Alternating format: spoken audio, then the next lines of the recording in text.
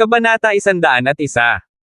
Sinabi ni Lance, gusto ni Dylan na magsanay ng martial arts, pumunta sa tinitirhan ko at turuan siya, Miss, kung gusto mong matuto, maaari kitang turuan ng 1 o 2 galaw. Ayokong matuto mula sa iyo, at pati na rin, mas kaunting mga hindi nauugnay na tao ang dadalhin sa bahay sa hinaharap, naayos mo na ang 2 sa iyong mga tao. Sabi ni Sally. Bilang bodyguard ng pamilya mo, may karapatan pa rin ako. Hindi siya pinansin ni Lance, gayunpaman, ang pagiging bodyguard niya ni Lance ay isang paraan para maghanap buhay o matulungan ang kanyang ama, si Kent Brown, iyon lang. Sally Brown, ang nakatatandang kapatid na babae, ay hindi kailanman naging mabait kay Lance, bagamat si Lance ay unang nang molest siya sa kanya sa silid ng mga babae, ngunit iyon ay isang hindi pagkakaunawaan. Hindi na gustong baguhin ni Lance ang kanyang imahe sa kanyang isip, kaya hayaan ang kalikasan gawin ang kanyang kurso, maging ito ay masama o hayop, gayunpaman. Lance ay gumagawa lamang ng kanyang sariling trabaho, hindi siya kumukuha ng mga babae, hindi na kailangang palubhin ang kanyang sarili upang matupad si Sally Brown o anupaman. Bilang karagdagan, si Lance ay hindi gusto ni Sally Brown, at kung ikukumpara sa kanyang kapatid na babae, hindi siya makakahanap ng maihahambing sa buong lungsod ng London. Hindi magiging katulad ni Yvonne Song si Lance, dahil gusto niya ang ginang, kailangan niyang bigyang kasiyahan ito at sundin si Yvonne sa lahat ng bagay. Huminto si Lance sa pakikipag-usap kay Sally Brown, at hindi rin masyadong nakipag-usap si Sally Brown kay Lance. Pagkatapos ng ilang minutong katahimikan sa sasakyan, sinabi ni Dylan, siya nga pala, Lance Damon, saan ka nagpunta ng tanghali? Sana ay mahahanap kita para sa hapunan. Walang pakialam na ngumiti si Lance, pumunta ako sa isang lugar kasama si Bella para gumawa ng personal na negosyo. Ayaw ni Lance na linawin ito dahil ayaw niyang masyadong makisali sa isang bagay na nauugnay sa Dark Warrior. Naisip ni Dylan na hindi dalisay, agad na naisip ang aspetong iyon upang pumunta, nakita ang ngiti ni Lance na medyo malabo pa rin, agad na hindi maintindihan, nag-thumbs up, ikaw bull kaysa malaking tanghali upang gawin ang mga bagay, hindi mas kawili-wili sa gabi. Naisip ni Lance na hindi niya naiintindihan ang salitang love interest at ngumiti, wala akong oras sa gabi, kaya lumabas ako para gumawa ng isang bagay sa tanghali habang mayroon akong kaunting libreng oras, ngunit hindi ko ginawa. Asahan mong babalik pagkatapos ng mahabang panahon, at naisip kong babalik ako sa lalong madaling panahon, pagkatapos ng lahat, magagawa iyon sa loob lamang ng ilang minuto. Si Lance ay nagsasalita tungkol sa pagbibigay kay Tita Leona ng acupuncture at detoxification. Kahanga-hanga, kaya gaano katagal ginawa iyon? Tanong ni Dylan na may hindi maliwanag na mga mata. 1 oras o higit pa. Sabi ni Lance. Wow! Jianghu veteran? Very experienced. Tandaan ang website, conshoate.net. Naku, hindi naman masama. Si Sally Brown sa likurang hilera ay sumimangot at galit na sinabi, kung patuloy kayong nagsasalita ng walang kaparerekan dito, bitawan mo ako mismo ang magtataksi. Si Dylan ay abala sa pagngiti kay Sally Brown, sorry nakalimutan kong nakaupo ka pa rin sa likod. Nakita ni Lance na talagang naguguluhan si Sally Brown, seryosong nakikipag-usap siya kay Dylan, ngunit nagalit pa rin siya at sinabing, Dylan, huwag mo na siyang pansinin, talagang lumalago ang galit niya. Nakita ni Sally Brown na talagang may dahilan pa rin si Lance, galit, ihinto ang sasakyan, sasakay ako ng sarili kong taxi pabalik. Sinabi ni Lance, hindi ako titigil. Talon ako palabas ng kotse kapag hindi ka tumigil. Nilock ko ang mga pinto at bintana, hindi ka maaaring tumalon. Sally, mukhang hindi ka na talaga makapaniwala. Sumigaw si Sally Brown, nakaramdam siya ng labis na pagkakamali, halatang hindi siya pinapansin ni na Lance at Dylan, doon pinag-uusapan ni Lance at Bella ang ganoong bagay, tumutol siya at talagang tinawag siyang hindi kapanipaniwala. Nakita ni Lance si Sally Brown na talagang umiyak, isang malaking ulo, sa hapon ay bumubuntong hininga pa siya, isipin na ang Miss Yvonne ni Yvonne Song ay isang batang babae na sira ang utak, ang kanyang sariling Miss ay mas mature, ngunit hindi ko inaasahan na si Kent. Si Sally ay hindi mas mahusay kaysa kay Yvonne, palaging magulong galit. Talagang natakot si Lance na siya ay umiyak sa lahat ng paraan pabalik, kaya kailangan niyang palubhin ang kanyang sarili at sinabing, sige, sige. Hindi mo tayo pinag-uusapan, tapos tatahimik na lang tayo all the way, okay lang palagi. Saglit na umiyak si Sally Brown at saka tumigil sa pag-iyak, si Lance ay talagang walang imak, umiiyak na hugis peras, isang tingin na parang may ginawa sa kanya si Lance. Pagkatapos noon, tumahimik si Lance at Dylan hanggang sa bahay nang hindi nagsasalita, si Sally Brown ay nakarating sa bahay na tuwang-tuwa pa rin, ang pagbati ay hindi man lang bumabal ng sasakyan. Sinabi ni Dylan, Lance Damon, hindi ba't sobra-sobra na ang pagtrato sa iyong babae ng ganito? Paano mo pa siya gagawing mabuti para sa iyo? Sobra. How over the top? Lance Damon, kasalanan talaga namin ngayon, may napag-usapan kaming ganyan sa kotse, siguradong ayaw marinig ng mga babae. Nagsalubong ang mga kilay ni Lance, anong uri ng mga bagay ang napag-usapan natin? Hindi ka ba nagpunta sa isang silid kasama si Mavis Lee para sa negosyo sa tanghali? Kailan pa ako nagsabi ng ganyan? Kapag sinabi kong go on an errand, pupunta ako sa ospital para sa isang errand, bakit ba lagi kang nag-iisip ng hindi malinis? No, so bakit you smile so silvery kapag tinatanong kita? Ikaw ang tumatawa ng sobrang pilak. Umirap si Lance. Hahaha, misunderstanding yan, pasensya na, ang dumi ko kasi lagi kong iniisip na kayo ni Bella ay magkasundo. She and I is just friends, don't talk nonsense in the future. Hindi gusto ni Lance ang mga ganitong biro, sa tuwing pinag-uusapan niya ang tungkol sa kanyang nararamdaman, isang alon ng kalungkutan ang darating sa loob na parang hanggang buto ang mukha. Agad na pumasok sa kanyang isipan. Dumating si Lance sa pintuan ng villa at nakita si Kent Brown na nakatayo sa pintuan. Lance Damon, bumalik ka na. Ngumiti si Kent Brown. Tito Kent, nakabalik na agad galing sa business trip. Sabi ni Lance. Well, dahil may nangyari ngayong gabi at kailangan kong magmadaling bumalik. Ano ang napakahalaga? Tanong ni Lance. Medyo hindi maganda ang mukha ni Kent Brown, at mapait niyang sinabi, tungkol sa sakit ni Sally, bawat buwan sa araw na ito, isang sikat na doktor ang darating para gamutin si Sally. Oh, anong sikat na doktor? Tanong ni Lance. Halatang mababa ang mood ni Kent Brown dahil sa pag-uusap tungkol sa kalagayan ng kanyang anak, kaya ayaw niyang pag-usapan iyon at ngumiti, huwag na nating pag-usapan iyon, tama, Lance Damon, kumusta ang pamilya ngayon?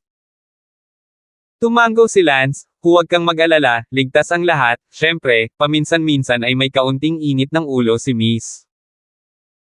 Napakabait ni Sally minsan at hindi masyadong matino sa iba, sana maging responsable ka pa ng konti, huwag kang umasta sa kanya. Oo naman. Tumango si Lance. Nag-alinlangan si Kent Brown at biglang nagsabi, Iyan, Lance Damon, binasag mo ba ang portion ng isang estudyante noong nakaraang linggo? Natigilan si Lance, hindi ba't ilang araw na itong nangyayari? Sa oras na iyon, si Lance ay kagagaling lang sa mundong ito at akala niya ay hayop ang sasakyan, ngunit nang makita niyang suwi ang kotseng iyon, binaril niya. Ito hanggang mamatay sa galit. Ay, ayos lang, nabayaran ko na ang kabilang side para sa iyo. In the future, low profile ka rin sa school balita ko na bali mo na naman ang tadyang ng English teacher ngayon, na hospital ang teacher na iyon. Humingi ng tawad si Lance, Uncle Kent, pasensya na sa naging gulo mo, ngunit sa hinaharap, wala kang pakialam sa mga bagay na ito, ako mismo ang magtitiis at mananagot sa kanila. 102. Naku, hindi naman big deal, I've asked the company secretary to negotiate with the other side to handle it. Oh! Muling sinabi ni Kent Brown na puno ng kawalan ng magawa, Lance Damon, noong linggo ng gabi, lumabas kayo ni Sally, nakipag-scrape ba kayo sa isang nagngangalang Larry Blake sinaktan mo rin si Larry Blake. Tio Kent, alam mo rin ang tungkol dito. Hindi nakaimik si Lance, talagang magaling siya sa remote control, alam niya ang lahat kahit na umalis siya sa isang business trip. Naku, huwag kang magkamali, hindi kita inaakusahan, ang iyong orihinal na intensyon ay protektahan si Sally, naiintindihan ko. Gayunpaman, may mga pagkakataon na maaaring mas mahusay na ibaba ang iyong paninindigan ng kaunti. Halimbawa, ito sa oras na iyon, dahil nasaktan mo si Larry Blake, sa huli ay naloko ako sa kanya at nawalan ako ng mahigit 10 milyon. Siyempre, maliit na bagay ang pera. Ano? Nawawala ng higit sa 10 milyon. Naiinis si Lance, 100,000 lang siya sa isang buwan, kailangan niyang gumawa ng 10 taon para mapantayan ang pagkawalang ito. Ayos lang, naayos ko na ito, sigurado akong hindi na muling babalik si Larry Blake na naghahanap ng gulo. Walang magawang sabi ni Kent Brown, kinuha si Lance bilang bodyguard, ang mga bagay ay talagang sunod-sunod, at siya ay nawala ng mahigit 10 milyon. Siyempre, si Lance ay mayroon ding mag-anden panig sa pagtiyak na hindi niya kailangang mag-alala tungkol sa kaligtasan ng kanyang anak, at mula sa puntong iyon, ang pagkawala ng anumang halaga ng pera ay magiging sulit. Nakita ni Lance na sinabi ni Kent Brown na, lalo na siyang nagigilty, binibigyan siya ng mga tao ng kabayaran para sa nabasag at baldado na Porsche, at naghahanap ng makakausap sa pamilya ng English teacher para harapin ang sitwasyon, at dahil nawalan siya ng mahigit 10 milyon. Nalaman ni Lance na gaano man kahusay ang kanyang mga kasanayan sa martial arts, mapoprotektahan lang niya si Sally Brown, ngunit hindi niya kayang pangalagaan ang lahat ng aspeto, naramdaman ni Lance na hindi talaga siya isang kwalipikadong bodyguard. Nga pala, sino ito? Tumingin si Kent Brown kay Daylan. Ipinakilala ni Lance, Tio Kent, siya ang aking kaklase na si Daylan, gusto niyang matuto ng martial arts, hiniling ko sa kanya na pumunta dito at tuturuan ko siya. Ang 1 segundo upang tandaan na basahin ang libro. O sige guys, mag-abala na kayo. Mabuti. Dinala ni Lance si Daylan sa damuhan sa likod ng bilya, handang magturo kay Daylan ng ilang martial arts dito mismo, masyadong malalim ay tiyak na hindi matuto, maaari lamang ipasa ang ilang mabababang tao, pagkatapos ng lahat, si Daylan ay nagsisimula pa lamang matuto ng martial. Sining ngayon, hindi nakuha ang pinakamahusay na edad, simula sa isang murang edad ay ang pinakamahusay. Sinabi ni Daylan, Lance Damon, ang ama ni Sally Brown ay medyo madaling kausap. Tumango si Lance at sinabing, tulungan niya akong panasan ng aking puwet, sobra ang utang ko sa kanya, talagang komplikado ang lipunang ito, hindi madaling makihalubilo. Nadama ni Lance na ang istruktura ng kanyang mundo ay medyo simple, halimbawa, kung sino ang mataas sa martial arts, at ang mga landlubber at kung ano-ano pa ay hindi maglalakas loob na guluhin ito, at sasambahin ito. Ngunit ang mundong ito ay tila hindi pareho, gaano man kataas ang mga kasanayan sa martial arts, ang mga tao ay magpapaplano pa rin sa iyong likuran at palihim na sisirain ka. Undercurrent society, at ang masasabi lang ng isa ay hindi ito isang mundo kung saan ang martial arts ang pinakamahalagang bagay. Agad na sinimulan ni Lance na turuan si Daylan ng pagsasanay sa martial arts, simula sa pinakapangunahing mga hakbang sa pagtali ng kabayo at iba pang mga pangunahing kasanayan, hindi ito isang maikling proseso, upang matuto si Daylan, kailangan din niyang magsikap. Sa labas ng bilya, isang maliit na kotse ang pumasok, at nang makita ito ni Kent Brown, abala siya sa pagtanggap dito. Uncle Meng. Magalang na binuksan ni Kent Brown ang pinto ng kotse. Bumaba ang isang matandang lalaki sa kotse, ito rin ang Vice-Presidente Meng Lun na nakilala ni Lance sa Bright Hospital noong tanghali. Tila malaki ang respeto ni Kent Brown sa Meng Lun na ito, hindi lang dahil siya ang nagbigay ng kanyang babae. Ang sikat na doktor na gumamot sa bata, lalo pat matanda na siya. Sa oras na ito, bumaba ang isang babae mula sa driver's seat ng kotse, at magalang ding tinawag ng babaeng iyon si Kent Brown, Uncle Kent. Tumingin si Kent Brown sa mag-anden babaeng ito at tumawa, Wendy, halika rito. Oo, papuntahin mo si Lolo. Dadaan din ako para magsaya kasama si Ate Sally, busy ako sa trabaho, 1 buwan na akong hindi nakikita ni Ate Sally. Tumawa si Kent Brown, Wendy, ikaw? Napakahusay mo, nagsimula ka ng sarili mong kumpanya, nabalitaan ko na nakagawa ka ng mag-anden pangalan para sa iyong sarili. Nagbibiro si Tito Kent, maganda sana kung kalahati ng talent mo sa negosyo. Wendy, huwag kang masyadong mahinhin, bata ka pa, take your time. Nakangiting tumingin si Kent Brown kay Wendy.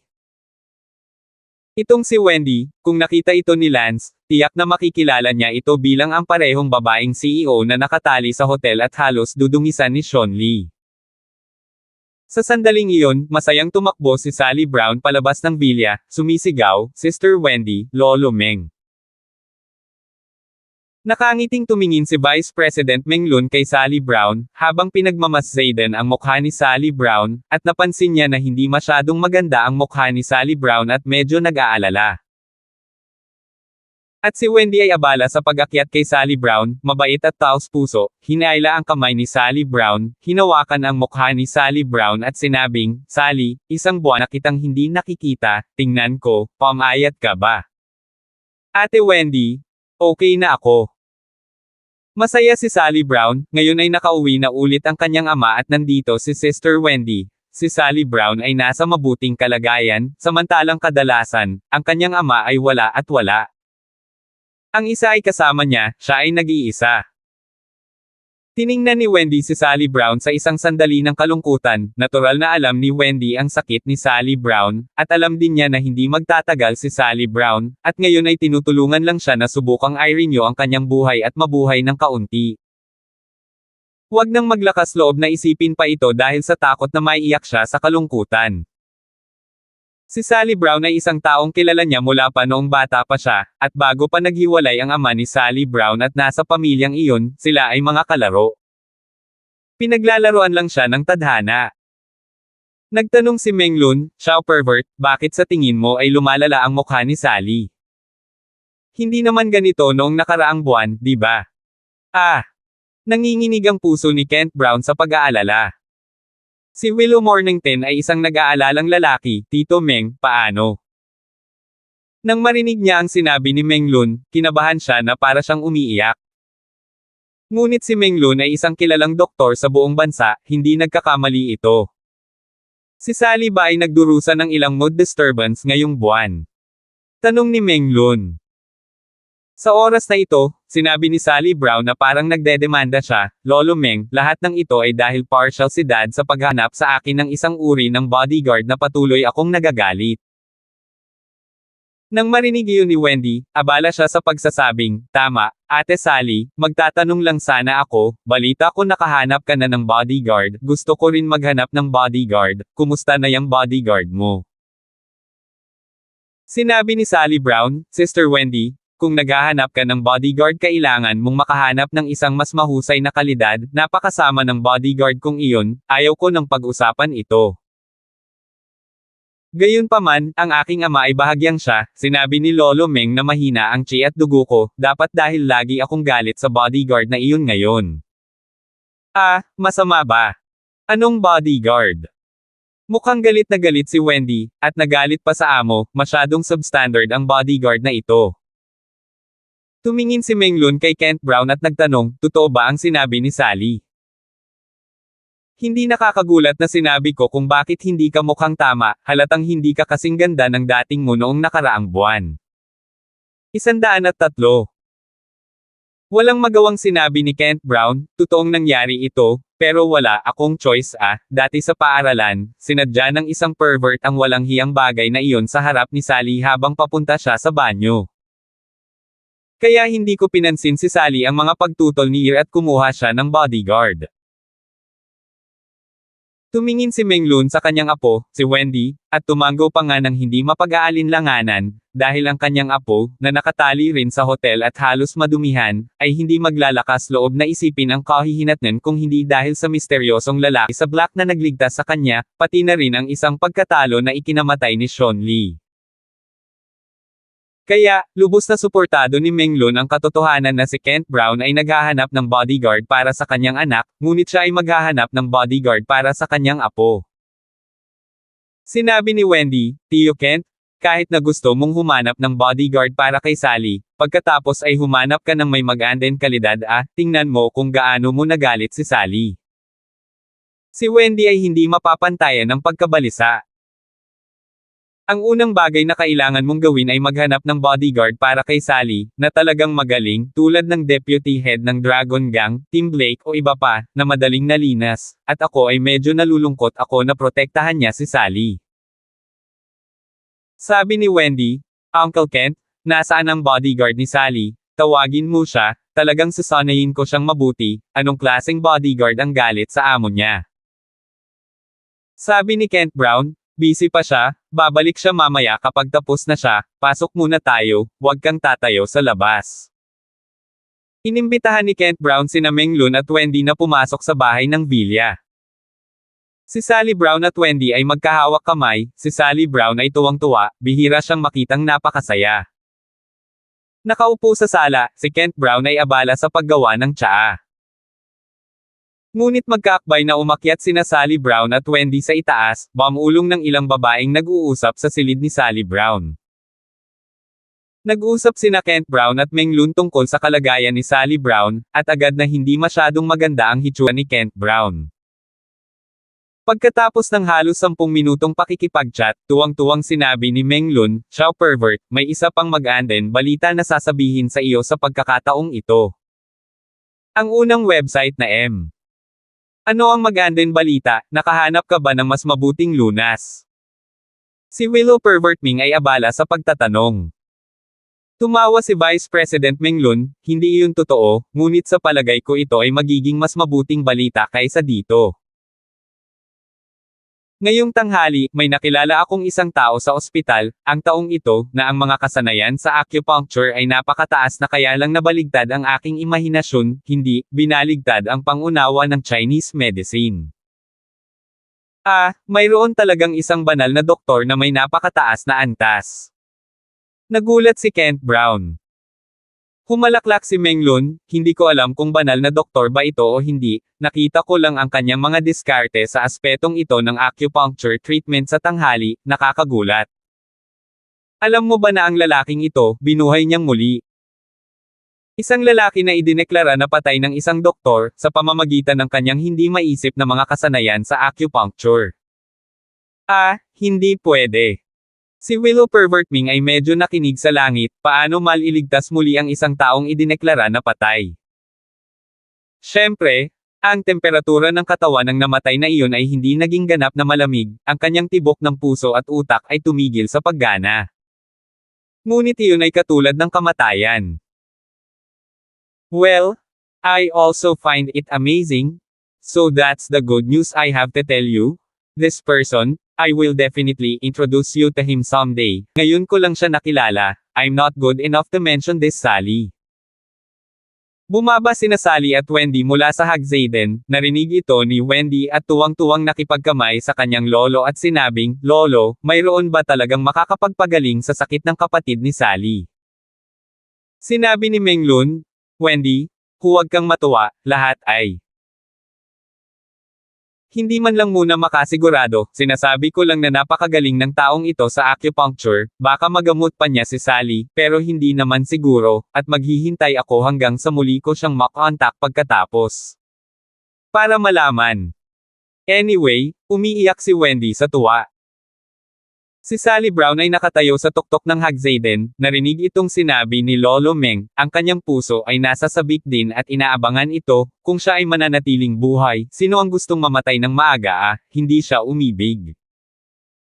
Gayunpaman, hindi pa siya nakakapag-asawa, wala pa siyang anak, marami pa siyang dapat gawin.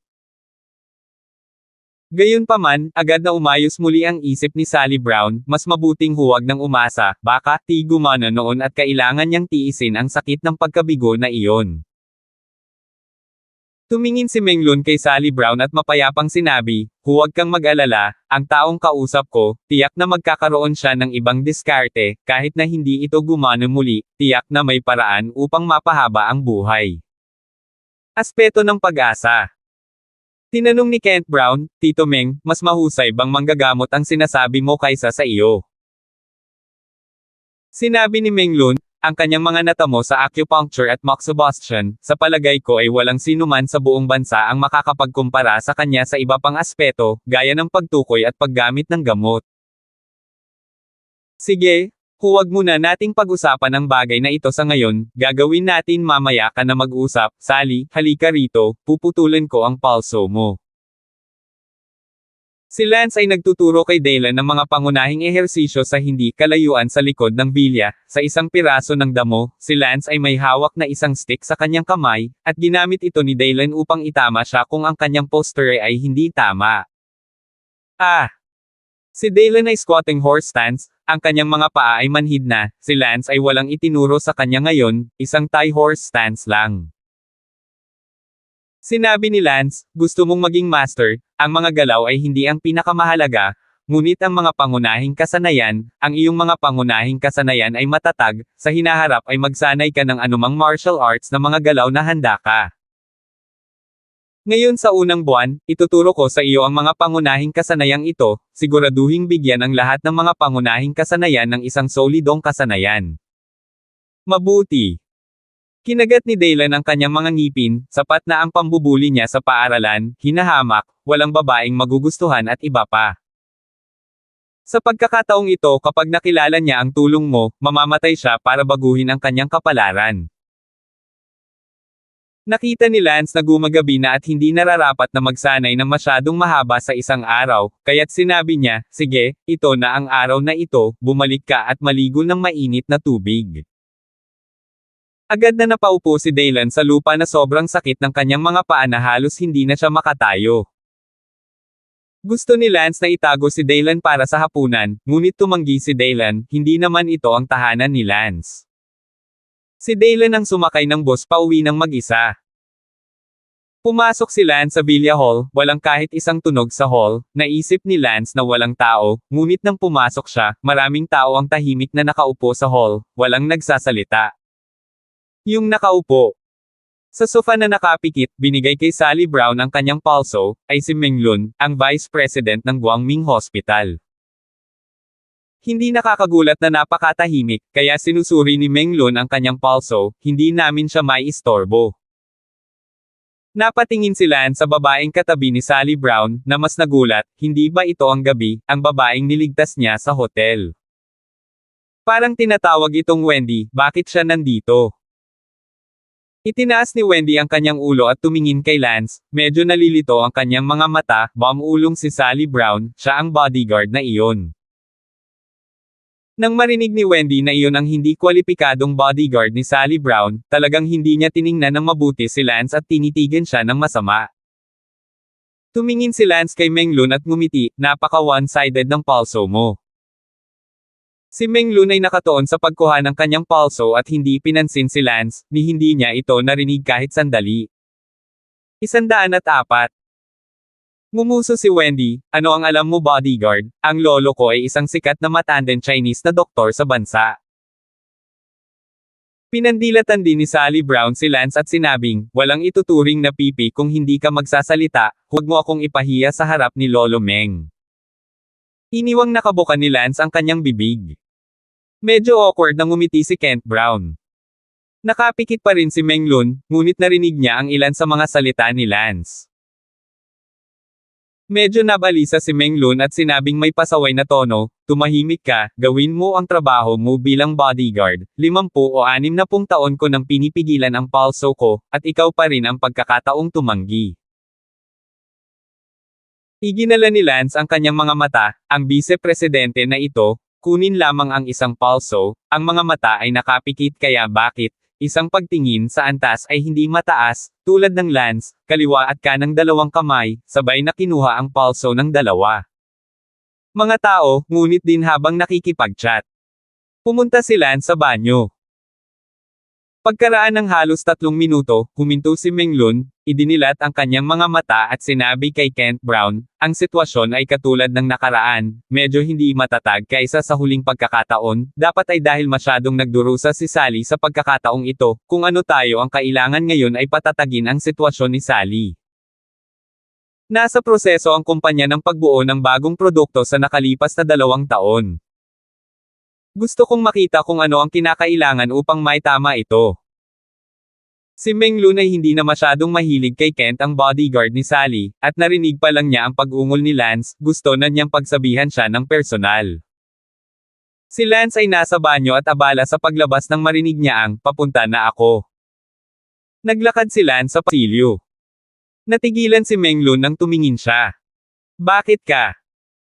Biglang tumayo si Menglun, ngunit dahil sa hindi naaangkop na puwersa, at nakaupo lang ng mas mahabang oras upang masuri ang pulso ni Sally Brown, ang kanyang baywang ay agad na nabaluktot, at ang mga lumang buto ay hindi. Trabaho. Lolo, ano pong nangyayari sa inyo? Tito Meng, paano mo binaluktot ang iyong baywang? Si Kent Brown at Wendy ay abala sa pagtulong kay Menglun. Si Lance ay talagang walang imek, hindi na kailangang matuwa ng ganito na makita siya. Lumapit si Lance, mukhang naiinis si Wendy, kasalanan mo ang lahat, huwag mong hawakan ang lolo ko. Iniwang nakabuka ni Lance ang kanyang bibig.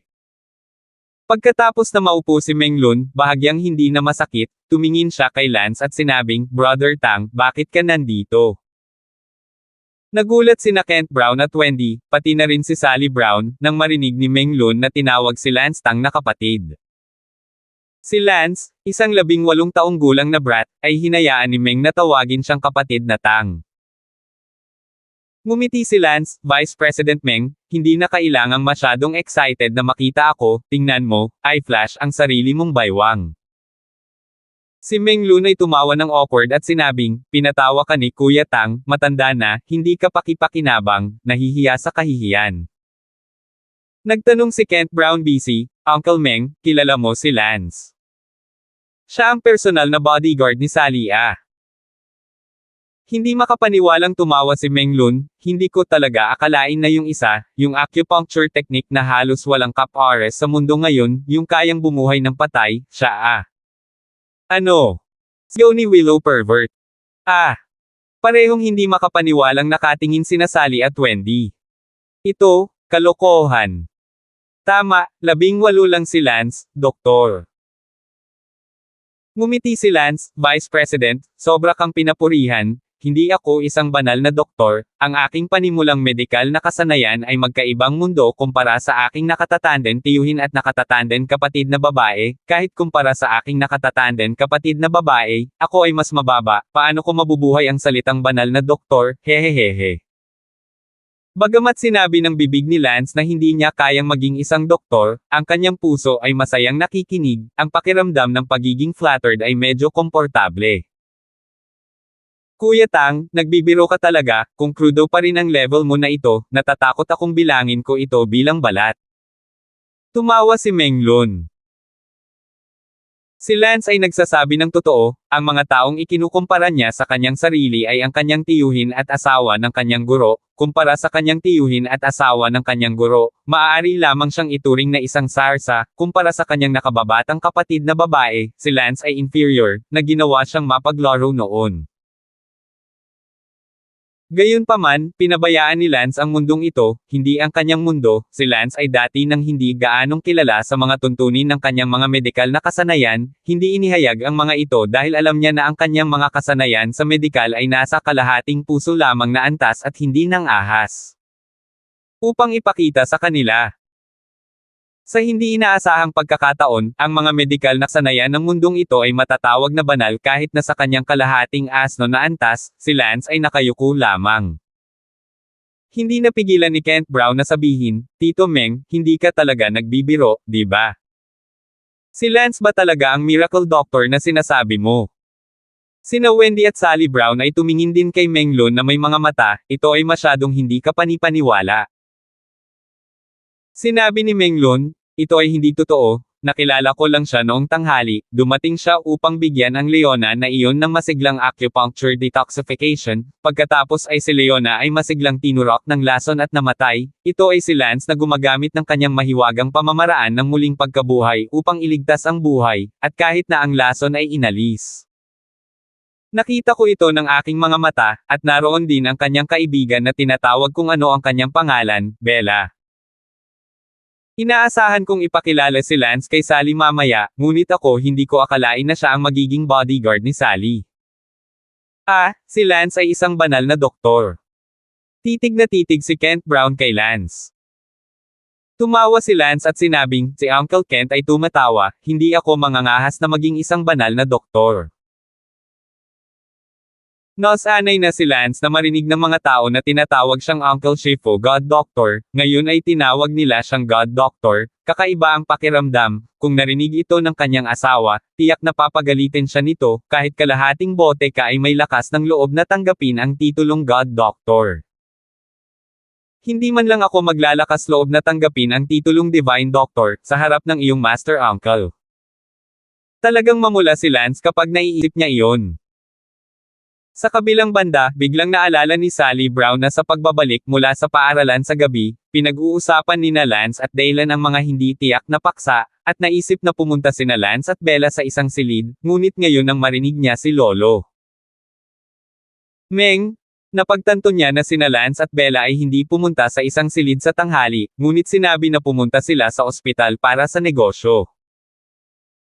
Napahiya si Sally Brown, lumalabas na masyado siyang marumi, kung ano ang sinabi ng mga tao, at kung ano ang iniisip niya, ay hindi pareho. Siyempre, nakonsensya din si Sally Brown sa pagkawala ng galit niya kay Lance noon. Sa oras, hindi nakakagulat na tinawag siya ni Lance na hindi kapanipaniwala. Nakita ni Menglun na si Lance ay napakahinhin at low-key na may ganoong mataas na kasanayan sa medikal, bigla siyang nahiya na maghalo, kadalasan ay sanay siyang igalang, ngayon lang sinabi ni Lance na ang kanyang pulso ay hindi tama, siya ay talagang medyo nagalit sa loob. Nang hindi pinapansin ni Menglun, medyo marahas siyang gumalaw, at sumakit ang kanyang baywang. Lolo, kumusta po kayo? Si Wendy ay abala sa pagtatanong. Uncle Meng, inalis din ni Kent Brown ang kanyang mga mata kay Lance at kinakabahang tumingin kay Menglun. Tumayo si Lance at sinabing, umalis kayong lahat, titingnan ko.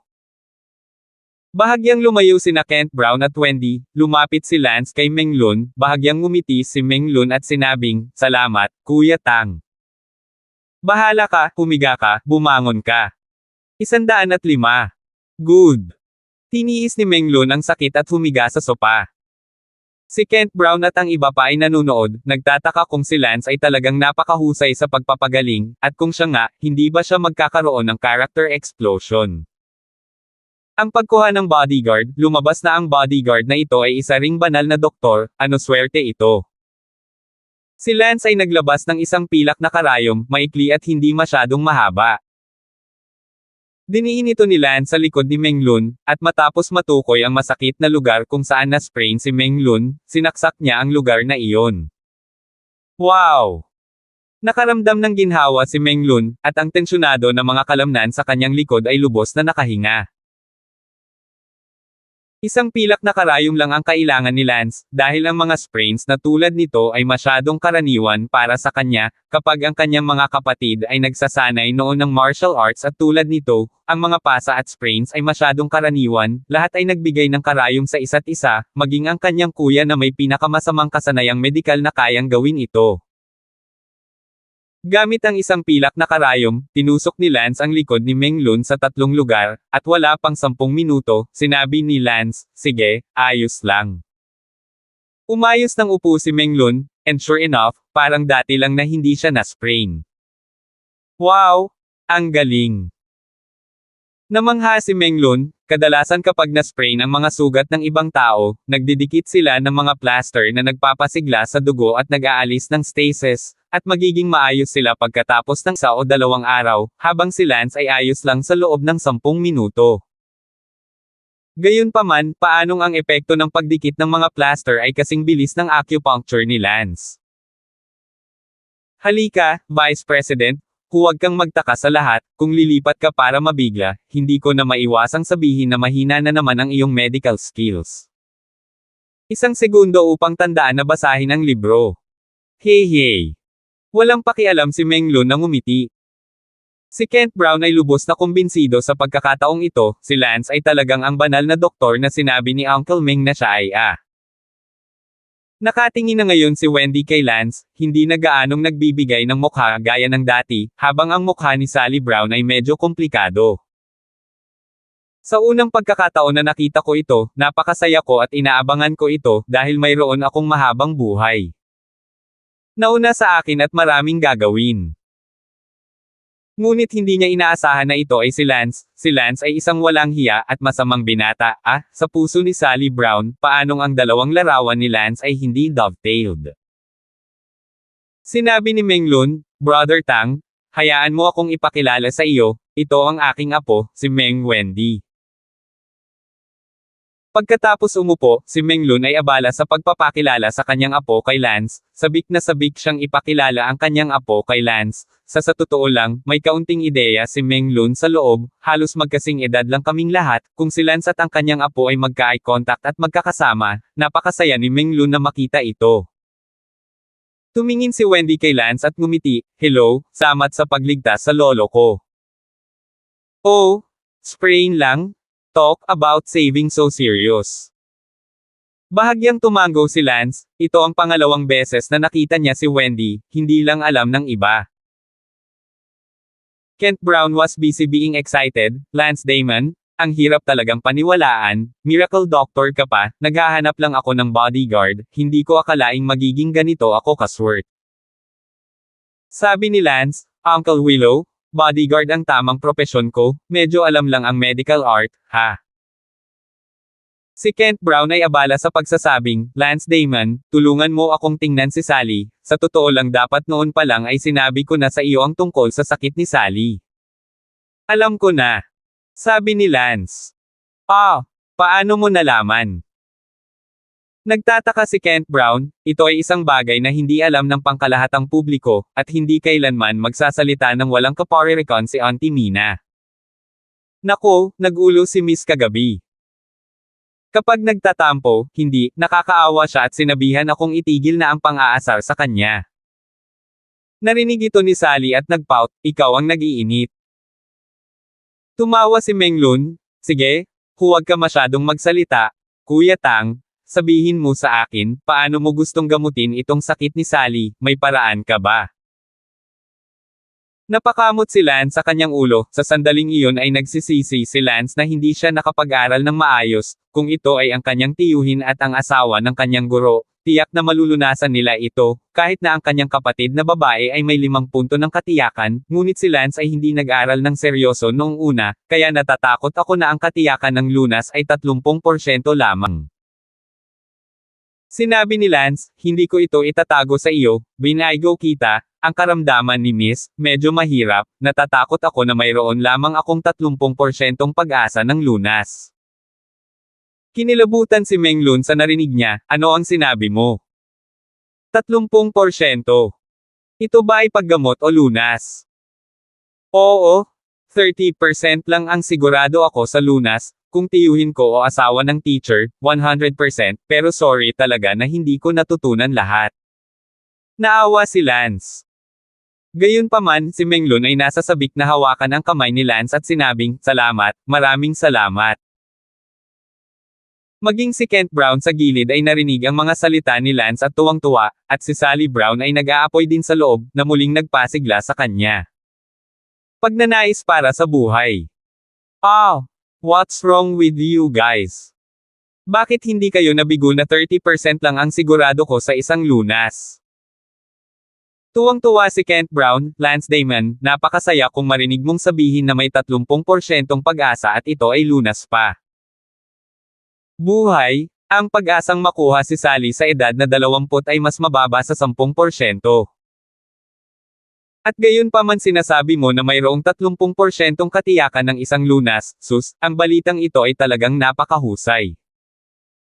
Excited din si Menglun, oo, natatakot talaga ako na baka nagkamali ako ng narinig na lunas kumpara sa paggamot, Kuya Tang, sabihin mo ulit, ito ba ay lunas o paggamot? Si Lance ay hindi nakaimik, kalokohan, syempre ito ay isang lunas. Kung ito ay isang lunas, huwag mong sabihin ako ay nasa aking kasalukuyang antas, kahit 5 taon na ang nakalipas, ako ay magiging 100% sigurado dito. Paano mo nasabi ito? Kung gagamutin, ilang taon mo kayang panatilihing buhay si Sally? Mabubuhay pa kaya si Shannon hanggang 30? Kahit 25? Kinakabahang sabi ni Kent Brown. Iginala ni Lance ang kanyang mga mata at sinabing, ang pag-renew ng aking buhay ay hindi isang problema para sa akin, 80 ang pinakamababang pamantayan. Ano? 80 taong gulang. Naiiyak talaga si Kent Brown, napakaganda ng balitang ito, bago ang pag-asa na mabuhay ng lampas 20 taong gulang ay wala pang 10%. Ngayon ay talagang sinabi ni Lance na maaari niyang i-renew ang kanyang life to 80 years old, what's the point of worry about that, yung mga walang sakit ay hindi rin mabubuhay ng 80. Si Sally Brown ay nasa sabik din sa sandaling ito, sina Wendy at Sally Brown ay parehong mahigpit na niyakap ang isa't isa, bilang isang paraan upang mailabas ang kanilang panloob na pananabik. Ang manipis na ulap na tumatakip sa ulo ni Kent Brown ay tila biglang natangay at ang kalangitan ay naging maaliwalas. Si Kent Brown ay abala sa pagsasabing, Lance Damon, kung gayon dapat ay tulungan mo akong mabilis na suriin ang kalagayan ni Sally. Mabuti.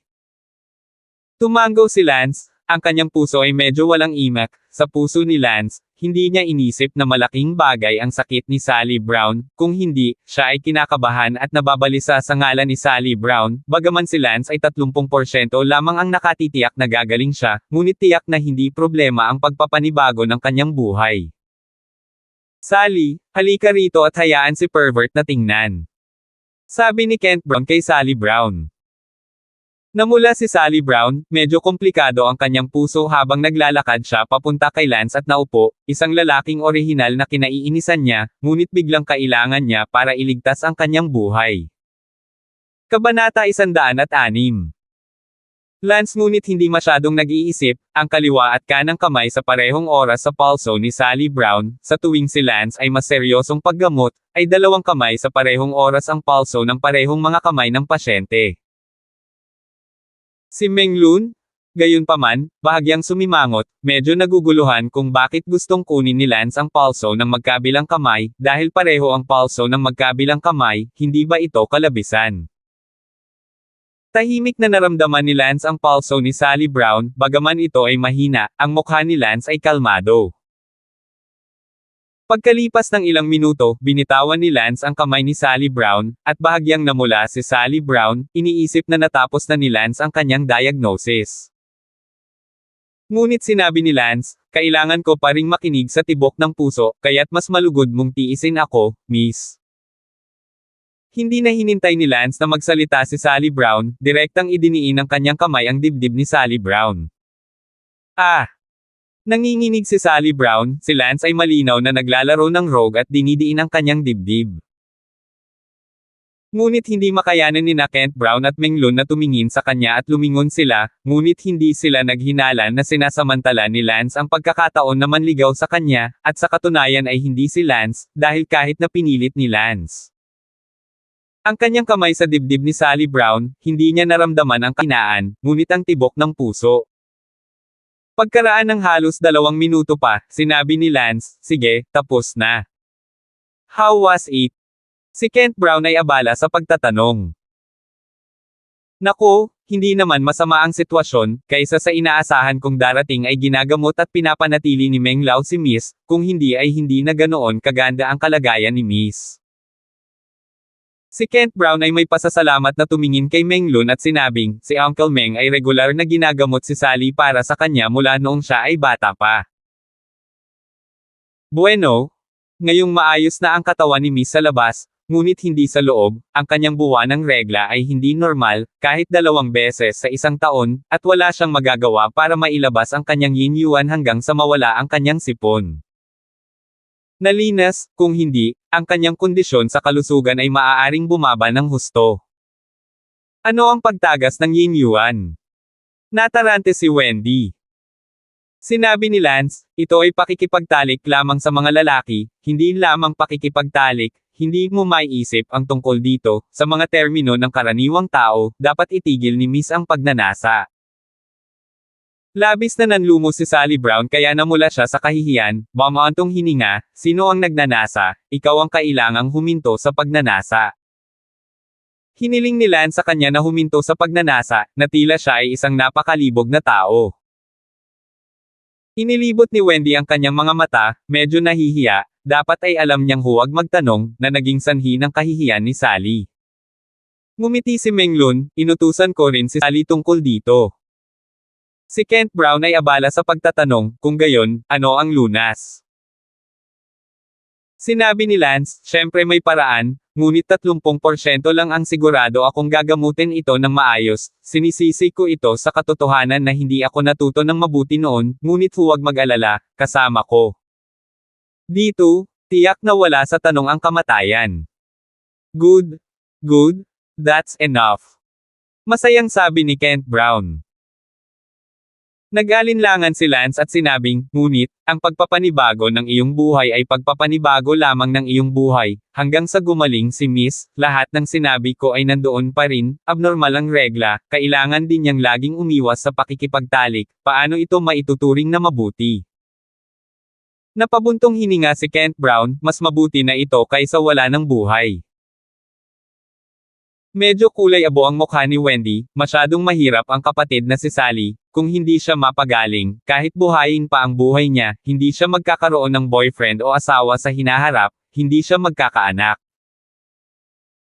Ngunit nasiyahan si Sally Brown, ayos lang, magiging maayos ako sa aking sarili sa buhay na ito, mamamatay na sana ako, at ngayon ay maaari pa akong mabuhay ng matagal, ano ang hinihiling ko, na nasiyahan. Tumango si Lance at sinabing, mabuti, mayroon kang magandang ugali, iyon ang isa sa mga kadahilanan kung bakit nagawa mong manatiling napakatatag ngayon, patuloy na magkaroon ng gayong optimistikong saloobin. Mabuti. Si Sally Brown ay may pasasalamat na tumingin kay Lance. Kung gayon, sisimulan ko sa pamamagitan ng pagbibigay sa iyong katawan ng lubos na malamig na ginaw ngayon. Manam. Hige ka, humarap ka. Agad na nahiga si Sally Brown sa sopa. Inilabas ni Lance ang dalawang mahabang karayom ng 12 at muling nagutos, tanggalin mo ang iyong pang-itaas. Natigilan si Sally Brown. Si Pervert Ming ay abala sa pagsasabing, Lance Damon, bakit hindi ka pumunta sa iyong silid? Naramdaman ni Kent Brown na medyo malaswa ang nasa sala, kahit na hindi mo hinubad ang iyong damit, dahil nakahiga si Sally Brown, at kitang-kita ang kanyang anyo. Kung haburin mo ang iyong damit. Damit na naman, okay pa naman, although walang outsiders, lagi namang masama kung tutuusin. Sinabi rin ni Menglun, oo, pumunta ka sa kwarto mo, Little Morning at magkakaroon kami ng tsaa dito. Bagamat gusto ni Menglun na makita sa sarili niyang mga mata kung paano ibinibigay ni Lance ang mga karayom, si Sally ay isang babae kung tutuusin. Fine. Tumango si Lance. Gayunpaman, ang mukha ni Sally Brown ay medyo natakot, huwag kalimutan na si Lance ay isa ring bisyo na binata sa parehong oras. Tila nakita ni Lance ang pakikibaka sa puso ni Sally Brown at sinabing, kung nag-aalala ka, maaari mong samahan si Meng Wendy. Manam. Abalang tumango si Sally Brown. Umakyat silang tatlo sa kwarto ni Sally Brown at isinara ni Wendy ang pinto. Humiga. Humiga si Sally Brown, ngunit hindi kailanman ng ahas na haburin ang kanyang damit. Kinuha ni Lance ang karayom at sumimangot, bilasan mo. Payo ni Wendy, Ate Sally, okay lang, panggagamot. Nag-alinlangan si Sally Brown, ngunit, hindi pa ako nakita ng isang lalaki dati. Natawa si Wendy, kung hindi ka gumamot at mamatay, masusunog ka na lang hanggang abo, mas gugustuhin mong masunog na maging abo o tingnan ng isang lalaki Si Sally Brown ay sobrang nanlumo at mapait. Umakyat si Wendy upang tumulong sa pagtanggal ng pang-itaas ni Sally Brown, kukunin na sana ni Wendy ang underwear ni Sally Brown nang sabihin ni Lance, hindi na kailangan, ayos lang.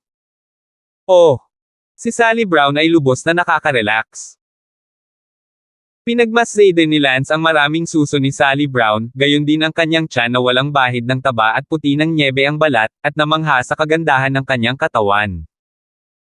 Gayunpaman, hindi masyadong tumingin si Lance at hindi nagpakita ng anumang kasamaan. Mata, si Lance ay hindi masyadong nag-aalinlangan. Baka masakit, tiisin mo. Tinusok ni Lance ang isang karayom. Napasigaw talaga si Sally Brown sa sakit. Tumayo si Wendy sa gilid ng nakakatakot na pakiramdam na may tumutusok na karayom na ganito katagal mula sa pusod ni Sally. Natakot si Wendy, hindi ako nang ahas na tumingin, gusto kong lumabas. Si Sally ay abala sa pagdarasal, Sister Wendy huwag kang pumunta. Og. Okay. Ipinagpatuloy ni Lance ang pangalawang pilak na karayom, at bigla na lang, ang buong dibdib at tiyan ni Sally Brown ay natatakpan ng pilak na karayom. At ang lahat ng balat ni Sally Brown ay nasusunog, na para bang ito ay napakainit, at hinawakan ng mahigpit ni Wendy ang kamay ni Sally Brown. Sa ibaba, si Kent Brown ay hindi kapani-pani walang kinakabahan, kahit na umiinom ito ng tsaa, ngunit nagambala pa rin.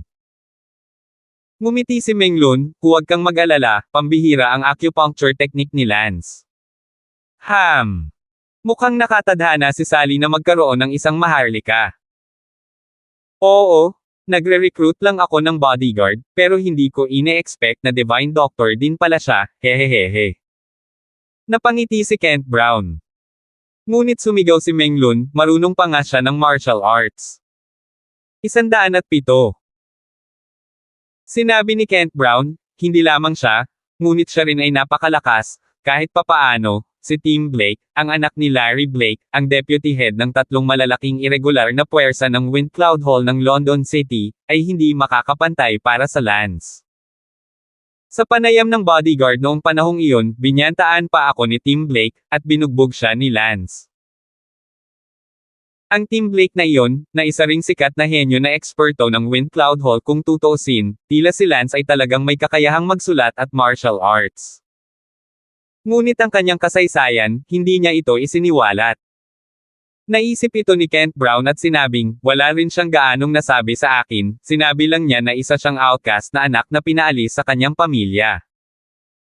Tumawa si Menglun, ito ay isang kasinungalingan, sa kanyang medical at martial arts skills, patulsikan siya ng pamilyang iyon.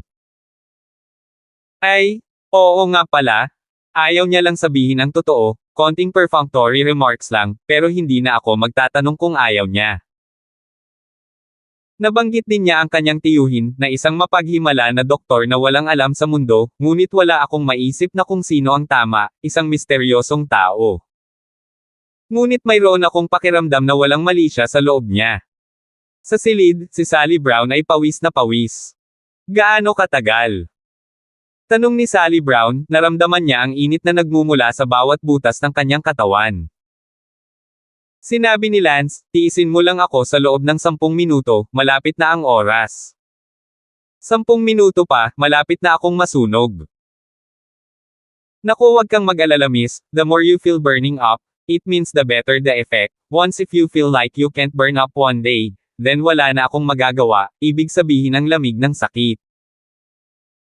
Nakapasok na sa bone marrow, buti na lang at may tutulong sa iyo mula pa noong bata ka pa, kung hindi, hindi ka na makagalaw ngayon. Tandaan ang website na.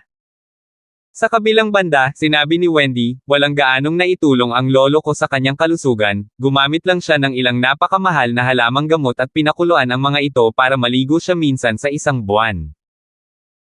Alam mo ba ang halaga ng mga halamang iyon na binabad niya isang beses sa isang buwan? 20 milyon. Ang dahilan kung bakit siya naging matatag ngayon nang walang mga seizure ay natambakan ng pera. Bawat buwan, 20 milyon ang naabot sa ilalim, ang isang taon ay 240 milyon, hindi nakakagulat na si Kent Brown ay desperadong nagsisikap na kumita ng pera, ngunit talagang nasusunog din ang pera. Mga tao, paano sila makakaligtas hanggang ngayon? Kapag tumama ang malamig na sakit, bawat butas ng katawan ay naglalabas ng malamig na hangin, parang aircon vent, paano ito matiis? Habang tinitiis ni Sally Brown ang init, nagtanong siya, kailangan ko bang ibabad ang mga mamahaling potion na iyon pagkatapos? Sinabi ni Lance, pinapalamig kita ngayon, sa totoo lang ito ay parehong prinsipyo ng mga mamahaling herbal na paliga na iyong iniinom. Gayunpaman, pinakamainam kung magbabad ka, malinaw na ito ay lubhang kapakipakinabang sa iyo, kaya bakit hindi? Kung gayon ang tatay ko ay hindi na kailangang magtrabaho para kumita muli. Nadismaya si Sally, gustong-gusto niyang makasama ang kanyang ama araw-araw. Hindi mo na kailangang mamatay ngayon, marami pang oras para makasama ang iyong ama sa hinaharap. At saka, hindi ba may 30% akong tsansa na mapagaling ka, baka sakaling swertehin kita at mapagaling ka. Ngumiti si Lance Damon. Tumingin si Sally Brown kay Lance nang may pasasalamat, biglang naramdaman na si Lance ay hindi na mapahamak. Hindi napigilan ni Sally Brown na sabihin, Lance, halatang may napakahusay kang kakayahan, bakit pinili mong maging isang masamang binata at gawin ang mga walang hiyang bagay na iyon, kung hindi, gaano kaganda? Hahaha, miss, tama na. Hinugot ni Lance ang karayom ni Sally Brown. Si Sally Brown ay abala sa pagbangon, pakiramdam na puno ng init ang kanyang katawan, gaano man karaming damit ang suot niya noon, parang ang lamig ng kanyang katawan, kahit sa kalagitnaan ng tag-araw, hindi siya pinawisan kahit isang patak. At ngayon, ito ang unang beses na pinagpawisan siya ng husto, ang unang pagkakataon na nakaramdam ng init ang kanyang katawan. Ate Sally, mag-shower ka na. Mabuti. At iniligpit ni Lance ang mga pilak na karayom at sinabing, lalabas muna ako. Nang bumaba si Lance, si Kent Brown at Meng Lun ay abala sa pagtayo para magtanong kung kumusta ang mga bagay-bagay.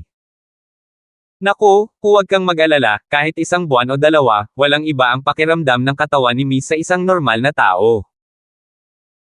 Pero, narinig ko na kung anong uri ng gayuma ang binabad niya buwan-buwan, I think it's quite beneficial, if there are condition, hindi ito masisira.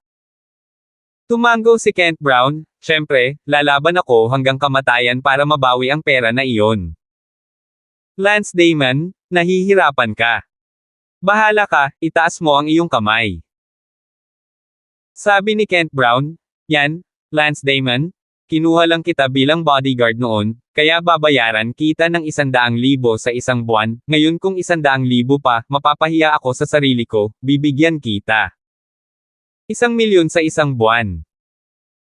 Ngunit tumawa si Lance, Uncle Kent, nandito ako para maging bodyguard, para sa pagtrato sa babae, taas lang ng kamay. Pero paano ko, ngayon lang sinabi ni Uncle Meng na with your medical skills, if you were to become a rich man's personal doctor, you'd at least earn millions, if not 10 millions, per month. Sige, Uncle Kent, anong klaseng private doctor na ba ako? Dahil nasa bodyguard industry na ako, kailangan kong maging loyal dito, sige, itigil na natin ang pag-uusap at kumain ng hapunan. Nadamay si Kent Brown na nagkasala, ngunit si Lance ay hindi isang taong nagbigay ng malaking timbang sa pera, at bukod pa, gusto ni Sally Brown ng napakaraming pera na maubos bawat buwan. Bumaba si Sally pagkatapos ng kanyang shower, refreshed at masaya na kumain ng hapunan kasama ang lahat. Pagkatapos ng hapunan, muntik nang magmungkahi sina Meng Lun at Wendy na umalis, at inihatid sila ng ama at anak ni Kent Brown palabas. Pagkatapos umalis sa bahay ni Kent Brown, si Wendy ay nagmaneho, si Meng Lun ay umupo sa likurang upuan at ngumiti, Chi, ano ang tingin mo kay Lance bilang isang tao? Sabi ni Meng Wendy, talagang mataas ang medical skill, lolo hindi ka man lang kapantay sa kanya. Oo, ang aking mga kasanayang medikal ay talagang mas mababa kaysa sa kanya, handa akong yumukod sa kanya. Gayunpaman, hindi iyon ang sinasabi ko, ano ang tingin mo kay Lance bilang isang tao? Tila naintindihan ni Wendy ang gustong sabihin ni Lolo at ngumiti, napakabuti, bata at nangangako. Tumawa si Meng Lun, maganda kung si Lance ay maaaring maging apo ko, ano sa palagay mo, Kiki? Lolo, pwede ba tayong tumigil sa pagbibiro? Si Wendy ay abala sa kaba. Kiki, hindi nagbibiro si Lolo, seryoso si Lolo. Lolo, huwag mong sabihin ang mga bagay na iyon sa hinaharap. Tila lumalaban si Wendy. Di ba sabi mo mabait siya? Napakataas ng medical skills, nahihigitin nila ako ng lolo mo, saan ka makakahanap na mas hihigit sa kanya? Naalala ni Wendy ang isang tao sa kanyang isipan, isang lalaking nakaitim na hindi alam ang kanyang hitsura, ngunit lagi niyang tatandaan ang mainit na yakap na iyon. Ang mga sulok ng bibig ni Wendy ay bumuka at ngumiti, ganyan ang pakiramdam mo, hindi ko nararamdaman iyon. Hindi gaanong nagsalita si Meng Lun, sa madaling salita, naramdaman niya na si Lance ay isang napakahalagang talento, sayang kung makaligtaan ito. Sa sandaling ito, sa isang vilya na hindi kalayuan sa bahay ni Sally Brown, si Zayden ay nakaupo sa sala, patuloy na humihit-hit ng sigarilyo. Hindi nagtagal, pumasok ang isa sa mga tauhan niya. 108. Kuya Zayden, natagpuan na ang itim na nunal. Lumingon si Zayden at nakita ang nunal na nakatayo doon na may takot sa mukha. Ipinadala niya ang nunal sa ospital ngayon para patayin ang asawa ni Leona Dali, ngunit hindi niya inaasahan na nawawala hanggang ngayon. Mole, marunong ka pa ring bumalik, konting bagay lang na ganito hindi mo na magagawa, paano mo ako susan Zayden, saan ka ba nagpunta kaninang hapon? Galit na tanong ni Zayden. Abala ang itim na nunal, Kuya Zayden, nagpunta nga ako sa ospital ng tanghali para maging asawa ni Leona, pero who knows, hindi ko pa nakumpirma ang pagkamatay ng asawa ni Leona, bigla akong nakita ng isang binata, kumatok ang binatang iyon.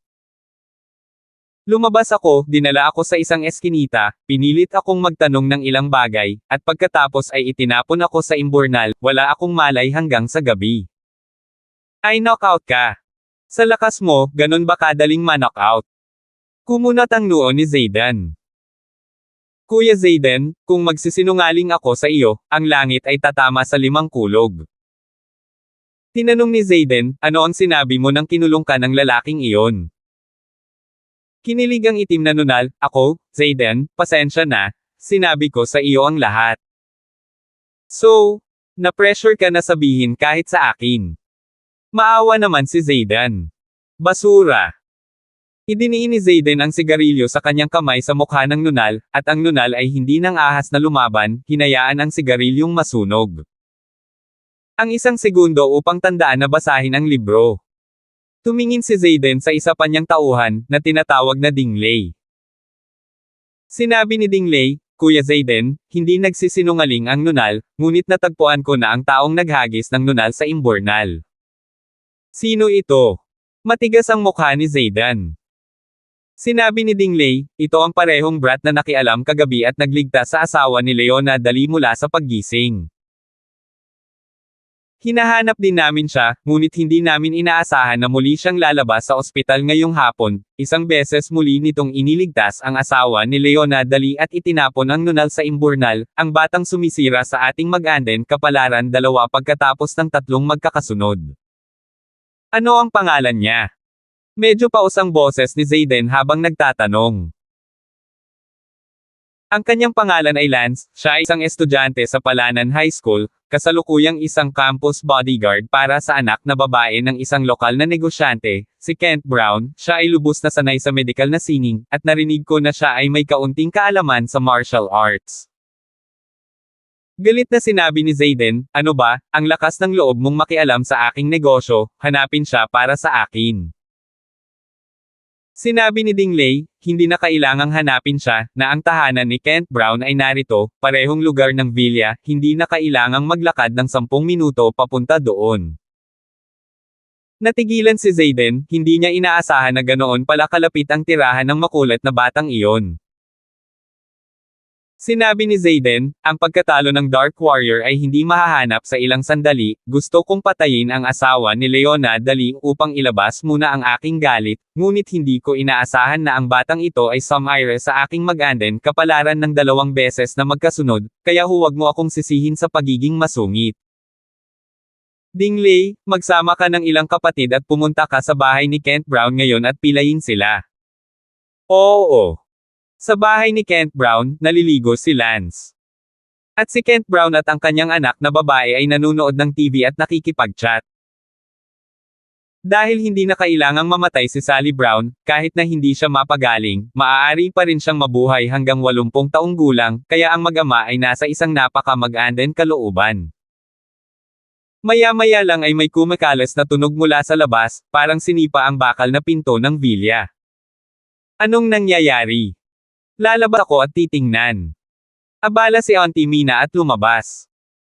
Gayunpaman, sa sandaling marating ni Auntie Mina ang pasukan ng bulwagan, ang katawan ni Auntie Mina ay biglang lumipad paatras, na parang may sumipa sa kanya.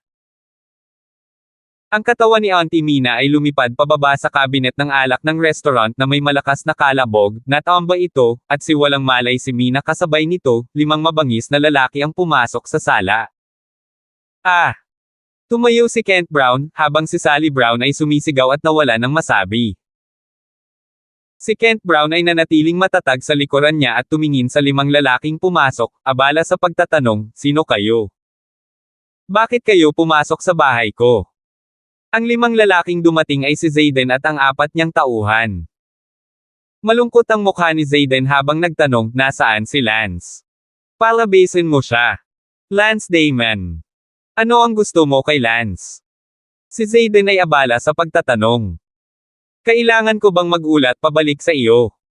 Malamig ang tingin ni Zayden. Sa oras na ito, sinabi ng isa sa mga tauhan ni Zayden sa likuran niya, Kuya Zayden, hindi masama ang babaeng iyon, napakaganda niya. Tumingin si Zayden kay Sally Brown, na talagang isang pambansang kagandahan. Si Zayden ay hindi gustong maging mahaba-haba at direktang sinabi, alisin mo siya. Hehe, mabuti. Naglakad ang matangkad na lalaki patungo kay Kent Brown. Mapilit na sinabi ni Kent Brown, huwag kang lalapit. Niyakap ng mahigpit si Sally Brown sa likod niya. Ngumiti ang matangkad na lalaki na iyon hey Ellie at naglakad patungo kay Sally Brown at sinabing, bihira kang makita ni Zayden, ang swerte mo. Sa sandaling ito, isang libro ang biglang lumipad pababa mula sa itaas.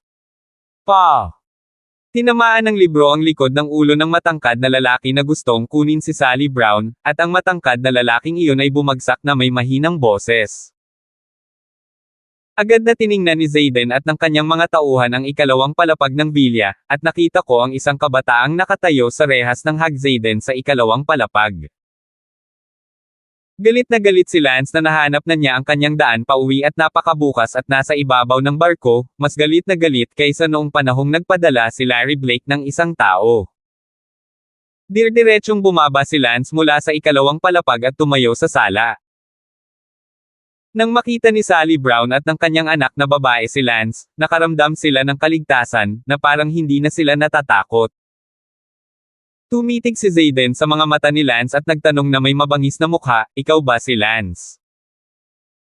Malamig din ang mukha ni Lance at sinabing, oo, ako nga, ngunit hinding-hindi kita pakakawalan ngayon kahit sino ka pa. Nanangahas na aktibong pukawin ako. Ngumiti si Zayden na may galit na mukha, totoo na ang bagong panganak na guya ay hindi natatakot sa isang tigre, kahit na ayaw mong malaman, kailangan ko pa ring sabihin sa iyo, ang pangalan ko ay Zayden. Lance, alam mo ba why I'm looking for you today? You're the one minding your own business, kahit gaano ka pa kamiserable ngayon, you're asking for it. Narinig ni Lance na ibigay niya ang kanyang pangalan, at agad niyang nalaman kung ano ang kanilang hinahabol. Malamang na si Lance ang nagligtas sa asawa ni Leona Dali at nagalit si Zayden sa kanya, kaya nahanap niya ang lugar na ito para balikan siya. Nang makita na si Sally Brown ay maganda at gustong ilayo si Sally Brown, alam ba nila na mahina si Sally Brown at gusto nang huminto sa pakikipagtalik, syempre, hindi iyon ang punto ay nasusunog si Lance. Wala akong pakialam kung anong klaseng bullet o cannonball ka, binibigyan kita ng dalawang pagpipilian, una, lumuhod at yumuko ng 50 beses sa takot kong ginang at amo para aminin ang iyong mga pagkakamali, pagkatapos ay umalis. Pangalawa, ako. Pipilipitin ang iyong mga paa at pagkatapos ay itatapon ko. Narinig ni Zayden na sinabi ito ni Lance, ang kanyang puso ay nagkikimkim ng apoy, ang kanyang ama at kapatid ay nawasak, hindi mahanap ang pagkatalo ng Dark Warrior upang maghiganti, ang kanyang puso ay nagngangalit na, kaya hinanap niya si Lance upang maibulalas. Ang kanyang galit, hindi inaasahan, Lance ay napakahigpit, ang depresyon ng puso ay hindi pa nailalabas, ngunit nagdaragdag din ng apoy sa apoy. Kasabay ng pagwagayway ng kanyang kamay, sinabi ni Zayden, Dingley, umakyat ka at pilipitin ang kanyang mga binti, ayokong makakita ng mayabang na nakatayo sa harapan ko at nakikipag-usap sa akin. Oo. Napabalikwa si Dingley sa pwesto, at ang kanyang buong katawan ay lumipad patungo kay Lance na parang isda na tumatalon sa pintuan ng dragon. 109. Nagulat si Lance, ang lalaking ito na tinatawag na Dingley ay tila hindi mahina, kahit na mas malakas kaysa sa sinumang nakalaban ni Lance. Sa kasamaang palad, hindi pa rin ito sapat sa harap ni Lance. Sa kanyang galit, walang intensyon si Lance na makipag-away sa kanya at dumiretso siya, hindi nakita kung paano ito gagawin ni Lance, at sa isang kisap mata, hinawakan niya si Dingley na, hindi man lang nakalapit. Kaching! Ah! Si Dingley ay sumigaw, hindi man lang naiintindihan na ang kanyang mga binti ay mahigpit na nakayuko. Inihagis ni Lance si Dingley kay Zayden matapos niyang mabali ang kanyang mga paa, at sinabing, ikaw ba ang susunod? Nanginginig ang katawan ni Zayden habang nakatingin sa nakabaluktot na mga binti ni Dingley. Nakita ni Kent Brown kung gaano kalakas si Lance at labis siyang nabuhayan ng loob, ngayon lang siya nag-alala na hindi matalo ni Lance ang kabilang panig, dahil ang pagharap sa mayabang na momentum na iyon nang pumasok siya sa bahay ay natakot siya hanggang sa mamatay. Sally Brown tumingin sa likod ni Lance at biglang naramdaman na si Lance ay napakatapang, at ang dati niyang imahe ng masamang binata ni Lance ay biglang nabaligtad. Hindi lang nakita ni Zayden kung paano bumaril si Lance, kaya nakaramdam siya ng malalim na pag-iingat sa sandaling ito. Bamulong ang nunal na iyon, Kuya Zayden, ngayon naniniwala ka na, nasabi ko na na-eksperto siya, madaling mabali ang mga binti ni Kuya Lay, kahit hindi mo pa kaya kalimutan mo na, tutal, dumating ka. Back to find a defeated Red Dust to protect your revenge, masungit lang siyang tao, hindi karapat dapat makipaglaban ng ganyan Nanlamig ang mukha ni Zayden at galit na sinabi niya, sa tingin mo ba mas mababa ako sa kanya?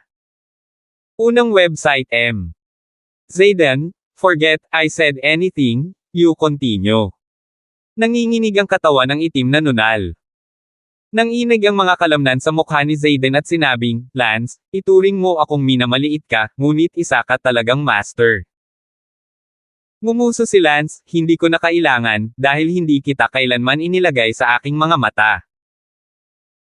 Lubhang nagalit si Zayden, ngunit hindi siya siguradong mananalo, at tama ang nunal, hindi sulit ang pag-aaksaya ng enerhiya sa pakikipaglaban kay Lance, ang paghahanap ng pagkatalo upang ipaghiganti ang Dark Warrior ang pinakamahalagang bagay. Lance, ang layunin ng aking pagbabalik sa pagkakataong ito ay upang mahanap ang Dark Warrior, kaya hindi pa kita lalabanan, ngunit tandaan, huwag kang makialam sa aking pakikialam, o wala akong pakialam na labanan ka hanggang sa huli. Malamig na sabi ni Zayden. Tumaas ang kilay ng espada ni Lance at sinabing, gusto mo bang umalis ng ganoon kadali? Ito ba ay isang lugar kung saan maaari kang pumunta at pumunta sa gusto mo? Ang nunal ay abala sa pagtatanong, so what do you want? Lumuhod, humingi ng tawad, at yumuko ng 100 beses. Malamig ang mukha ni Zayden, na pagpasyahan niyang huwag munang makipag-away kay Lance pansamantala, iniwan ang kanyang lakas upang mahanap ang pagkatalo ng Dark Warrior, ngunit hindi niya inaasahan na ang Lance na ito ay hindi nagpapasalamat. Lance, huwag kang magdadalawang isip, nahirapan akong magdesisyon na huwag ka munang kalabanan. Umungol si Zayden. Ngumuso si Lance na may pang-aalipusta, mahirap magdesisyon na huwag akong kalabanan. Katawa-tawa. Kailangan ko bang magmakaawa sa iyo na huwag mo akong awayin? Halika, kung gusto mo akong awayin o hindi, wala akong pakialam, don't make me say it 3 times, kung gusto mong umalis, lumuhod ka at yumuko ng 100 beses. Itapon ka pagkatapos kung mabali ang iyong mga binti, ang iyong pinili. Galit na galit si Zayden. Lance, pinilit mo akong gawin ito. Nanghihinayang sinabi ni Lance, sa iyo lang, hindi ka karapat-dapat para sa akin na pilitin ito. Malamig ang tingin ni Zayden, na para bang siya ay gumawa ng isang pamatay na hiling, at siya ay nagngangalit ng kanyang mga ngipin, ako, si Zayden, ngayon ang aking mga mahal sa buhay ay kagagaling lang. Harm, ipinapayo ko sa iyo na huwag kitilin ang iyong sariling buhay. Hey! Ang pagpatay sa iyong mga mahal sa buhay ay wala sa akin, si Li Qingyuan at ang kanyang mga anak, maraming mga gawa ng kawalang katarungan ang haantong sa kanilang sariling kamatayan, karapat-dapat sila. Napasigaw si Zayden sa galit, sa orihinal na si Lance ay hindi niya kaaway, isang ilong tao lamang, nang makitang hindi mahina ang martial arts ni Lance, naisip ni Zayden na hindi pa ngayon ang tamang oras para magkaroon ng isa pang kaaway nito. level. Gayunpaman, hindi man lang alam ni Lance kung paano sasamantalahin ang sitwasyon. Bukod pa rito, ngayong narinig niya na sinabi ni Lance na karapat-dapat ito sa kanyang ama at kapatid, ang apoy sa loob ni Zayden ay ganap na nag-apoy, agad na tinatrato si Lance bilang isang kaaway. Lance, kung hindi kita papatayin ngayon, paano ko haharapin ang aking ama at kapatid na hindi kayang alagaan ang kanilang sarili? Namumula ang mga mata ni Zayden, at tumingin siya kina Kent Brown at ama ni Sally Brown at anak na babae at sinabi sa pamamagitan ng clenched ngipin, wala sa inyo ay makatakas. Nagpasya si Zayden na pumatay, kaya natural na papatayin niya ang lahat at aalisin ang ebidensya, na walang iiwan na buhay. Nang makita ni Kent Brown ang nakamamatay na tingin ni Zayden, nang inig ang kanyang katawan at kinakabahan siyang tumingin kay Lance. Si Lance, gayunpaman, ay hindi nakaramdam ng kahit katiting na takot sa nakamamatay na tingin ni Zayden at ninisyon, baka sakali na hindi mo magawa. Mamatay. Si Zayden ay pumatay kay Lance. Ten-finger mad dragon. Naabot ni Zayden si Lance sa isang iglap, ang kanyang mga kamay ay parang 9-in white bone claws, bawat daliri ay sapat na upang tumago sa katawan ni Lance. Itinaas ni Lance ang dalawang daliri at bumaril ng napakabilis na halos imposibleng makita ng mata, sabay turo sa dibdib ng 10 daliri na si Zayden. Bang! Ang dibdib ni Zayden, na para bang siya ay binaril, ay agad na tumusok sa isang butas, at isang dagwang ambon ay lumipad palabas sa kanyang likod ng may putok. Ito ang sariling martial art na ginawa ni Lance, ang yin yang finger, at ito ang unang beses na ginamit niya ito nang dumating siya sa mundong ito. Ang yin yang finger ni Lance, kapag umabot ito sa malalim na antas, ay lubos na makakasakit ng mga tao sa himpapawid, at ngayon ay hindi pa ito magawa ni Lance sa himpapawid, ngunit ang kapangyarihan ay nakikita na. Doon ay nagayos si Zayden, hindi gumagalaw, pakiramdam niya ay ganap na hindi makagalaw at namamanhid ang kanyang itaas na bahagi ng katawan, may kirot sa kanyang dibdib, parang may kung anong tumago sa kanyang katawan, may butas pa rin sa kanyang likod, malamig ang ihip ng hangin sa kanyang katawan. Katawan. Ang sipa ni Lance ay lumipad palabas at sinipa si Zayden sa pintuan ng bulwagan. Nakakatawa na naglakas loob siyang magbitaw ng mga ligaw na salita para patayin ang pamilya ni Kent Brown kahit nakasama ang dalawang ito, ngunit ngayon ay maswerte siyang natutunan ang daliri ng yin at yang ni Lance. Si Black Mole at ang iba pang 3 maliliit na kapatid ay nataranta at tumalon sa gilid ni Zayden. Kuya Zayden, ayos ka lang? Abala si Mole sa pagtatanong. Maraming dugo ang nawala kay Zayden, parang nabaril. Isa pa. Binaril, kasuklam-suklam, gamit ang baril. Medyo nanlumo si Lance na tinawag siyang baril para sa napakataas at makapangyarihang daliring yin-yang. Gayunpaman, walang inhustisya na hinayaan ang kanyang daliring yin at yang, ito ay talagang katulad ng pagbaril, paglalagay ng isang butas. Sa pamamagitan ng katawan ng isang tao, at kung ito ay tumama sa ulo, ang ulo ay kailangang butas din. Lumapit si Lance kay Zayden, tinapakan ang dibdib ni Zayden at sinabing, Zayden, hindi kita pinatay sa pagkakataong ito dahil gusto kong magreporma ka, sa palagay ko naiintindihan mo ang sinasabi ko, umalis ka dito, kung guguluhin mo ulit ako, siguradong hindi ka magiging maswerte. Pakiramdam ni Zayden ay namamanhid ang kanyang buong katawan, hindi man lang siya makapagsalita gamit ang kanyang bibig, ngunit ang takot sa loob niya ay nakasulat na sa kanyang mukha. Siyempre, inisip din ni Zayden na siya ay binaril, ngunit upang hindi pansinin ang kanyang 10 daliri na baliw na dragon at madaling tumagos sa kanya, sapat na iyon para sabihin ang lahat. 110. Mabilis na kinuha si Zayden ang kanyang mga tauhan. Si Lance ay abala sa paglalakad papasok ng bahay upang makita ang walang malay na si Auntie Mina, buti na lang at walang malubhang problema, binigyan siya ni Lance ng ilang acupressure point at pagkatapos ay hiniling kay Zayden na tulungan siyang magpahinga sa kanyang silid. Tumibok ang puso ni Kent Brown, babalik ba ang gang na ito?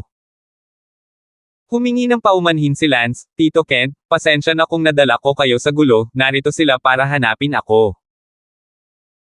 Ngunit huwag kang mag-alala, hindi na dapat magkaroon ng lakas ng loob si Zayden na guluhin akong muli, maliban kung siya ay hindi talaga takot sa kamatayan. Tinanong ni Sally Brown, may baril ka ba? Ang mukha ni Sally Brown ay tila medyo nadismaya dahil pakiramdam niya ay hindi natalo ni Lance si Zayden sa pamamagitan ng puwersa, ngunit sa pamamagitan ng isang baril, kaya bigla niyang naramdaman na si Lance ay hindi makapangyarihan sa lahat at hindi kasing lakas ng inaakala niya. Tumingin si Lance kay Sally Brown at tila nakakita ng bakas ng pagkabigo sa kanyang mga mata, at agad na naunawaan ni Lance ang iniisip ni Sally Brown. Ngumiti si Lance at sinabing, hindi ba medyo nabigo si Miss? Walang kamalay-malay na tumango si Sally Brown at sinabing, siguro kahit kaunti lang, ang pag-asa sa baril ay hindi nangangahulugan na natalo mo ang taong iyon. Si Kent Brown ay abala sa pagsasabing, Sally, huwag kang magsalita ng walang kaparerekon, kahit na gumamit ka ng baril, hindi ito isang bagay na maaaring tamaan ng isang ordinaryong tao. Ang katotohanan na nagawang tamaan ni Lance Damon na si Zayden ay nagpapakita na ng kanyang lakas. Oh! Si Sally Brown ay walang magawa ngunit siya ay medyo nabigo sa loob. Tumingin si Kent Brown kay Lance at ngumiti, words, don't mind, it's fine, it's a skill na kayang talunin ang isang tao gamit ang baril. Hahaha. Tumawa si Lance. Anong tinatawa-tawa mo? Tanong ni Sally Brown. Sabi ni Lance, Miss, pakisuyong tingnan mong mabuti. Itinaas ni Lance ang dalawa pang daliri, pagkatapos ay mabilis na iniklik ang mga ito sa dingding. Isang hindi nakikitang daloy ng hangin ang lumabas mula sa dulo ng kanyang mga daliri. Swoosh! Ang makapal na pader ay agad na tinusok sa isang butas, syempre, isang maliit na butas ng ilang sentimetro, kung saan makikita mo sa labas. Ha! Parehong nagulat sina Kent Brown at Sally Brown. Sinabi ni Lance, Miss, okay lang na maliitin mo ako, ngunit mangyaring huwag mong maliitin ang sarili kong martial art, ang yin-yang finger. Hindi ako gumamit ng baril, ginamit ko ang aking chi, pinalapot sa aking Zaydentian, at pagkatapos ay sa pamamagitan ng aking mga daliri, hinampas ko ang dingding. Miss, natatakot ako na ang iyong tinatawag na sibat ay hindi maaaring tumago sa dingding na ito, tama? Paano ito maihahambing sa aking yin-yang daliri? Sina Kent Brown at Sally Brown ay tumingin kay Lance ng walang kapantay na kaba, lumabas na hindi ito may baril, ngunit may chi bagaman hindi nila naiintindihan kung ano iyon chi. Matapos malaman ni Sally Brown na si Lance ay hindi gumagamit ng baril, ang kabiguan na naramdaman niya kay Lance ay natangay, at sa halip, lalo siyang humanga sa lakas ni Lance. Ngumiti si Kent Brown, Sally, malinaw na sa pagkakataong ito, ang isang daliri ay maaaring dumaan sa isang pader, at ang kapangyarihan nito ay higit pa kaysa sa baril, ang martial art na ito ay napakalakas. Ma'am! Sunod-sunod na tumango si Sally Brown sa kanyang ulo. Sinabi ni Lance, Mali, hindi na ako malakas ngayon, kalimutan mo na, hindi ko maintindihan kahit sabihin ko pa sa inyo. Ang lakas ni Lance ngayon ay hindi maihahambing sa nakaraan, ang labis na pagsasalita ay magiging luha, paghihinalaan pa rin siya na kunwari ay nagkukumpara, kaya mas mabuting huwag na lang magsalita. Umakyat si Lance, umaasang hindi na siya guguluhin ni Zayden, o kung hindi, si Lance ay kailangang mag-transform sa isang taunang Dark Warrior at sirain siya. Ngayong gabi, ang yin-yang finger ni Lance ay tumusok sa kanyang katawan, ngunit hindi nito nasugatan ang kanyang mga panloob na organo, na sinadya sa bahagi ni Lance.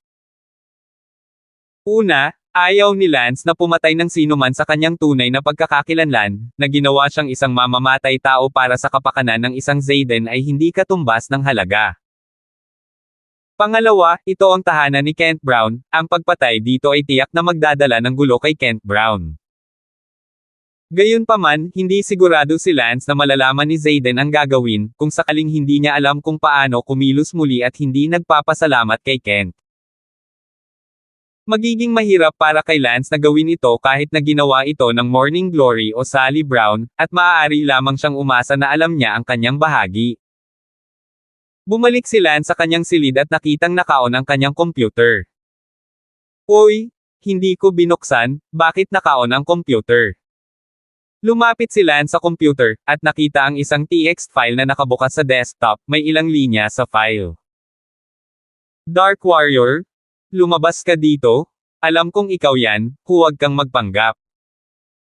Dark Warrior, ano ang ginagawa mo? Nagpunta ka ba sa isa pang misyon ng hustisya?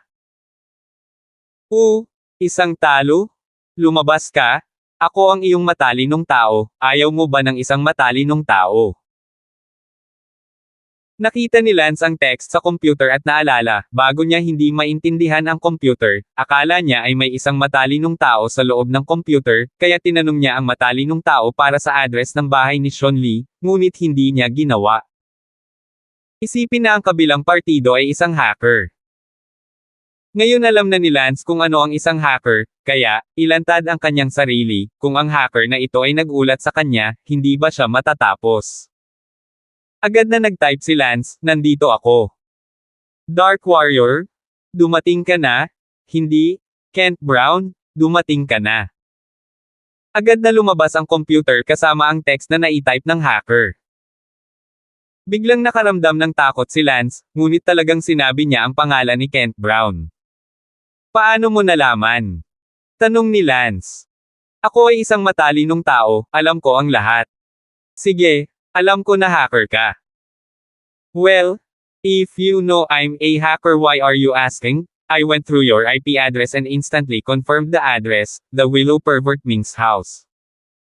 Your other identity is a defeat of red dust, hahaha. Nakaramdam ng pananakot si Lance at nag-type, kung maglakas loob kang sabihin kahit kanino, wala akong pakialam na lipulin ka. Tinulungan kita at pinagbantaan mo ako na papatayin mo ako, napakawalang puso mo. Tsaka kilala mo ba kung sino ako? Alam mo ba kung saan ako nakatira? Natigilan si Lance, oo, hindi siya hacker. Saan niya nalaman kung sino ang kabilang partido, lalaki o babae, malaki o maliit, wala, at pananakot sa kanila, ito ay katawa-tawa. Anong gusto mo? Huwag kang mag-alala, wala akong gagawin, gusto ko lang sabihin, sige gagawin ko nang walang pag-aalala, pwede kang magtanong sa akin ng kahit anong gusto mong malaman sa hinaharap, bibigyan kita ng teknikal. Suporta, upang ang aking mga kasanayan sa pag-hack, ay magkaroon din ng lugar upang maglaro. Ito ang aking ek, idagdag mo ako. Pero, okay lang? Sinong hinahayaan akong maging hacker? I-hack ko agad para sa'yo. Hoy, nahanap ko, may mataas na ranking ek na tinatawag na asterisk, nahack ko siya, ibigay mo.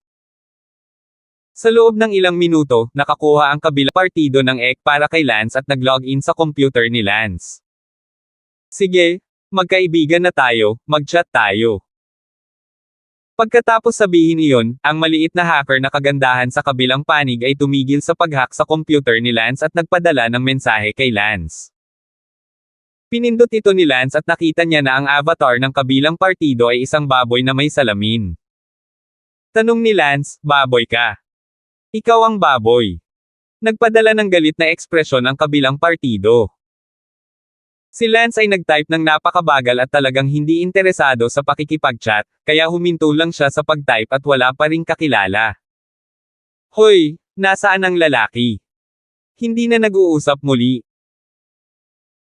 Ang kabilang panig ay nagpadala ng ilang sunod-sunod na mensahe, ang hacker na maliit na kagandahang iyon ay labis na nalulumbay, napaka-aktibo niya upang magbigay ng numero kay Lance. Sinabi ni Lance na hindi kinuha din niya ang inisyatiba upang magnakaw ng isa para sa kanya, ngunit kinuha din ang inisyatiba upang idagdag siya, kumuha ng inisyatiba upang magpadala sa kanya ng isang mensahe, siya ay kaya aktibo, Lance ngunit hindi pa rin nagbibigay ng isang campaign tungkol sa kanya. What they doing, keep on doing that.